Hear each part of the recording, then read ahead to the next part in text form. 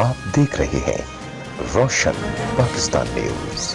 دھابے جی کے قریب قدرتی اسٹیڈیم پر ایک روزہ فٹ بال میچ کھیلا گیا۔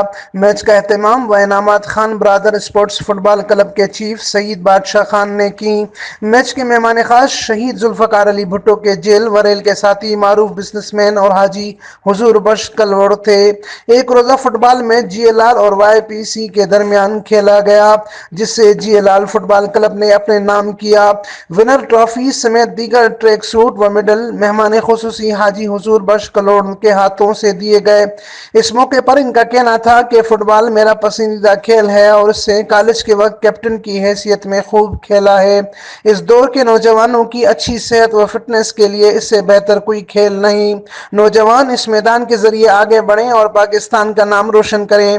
اس موقع پر پیپلز پارٹی دھابے جی صدر سکندر پنور، بمبور صدر رحیم خان شورو، سابق چیئرمین دھابے جی فقیر نبی بخش بلوچ، صدر دھابے جی پریس کلب مقصود احمد جوکیو و دیگر موجود تھے۔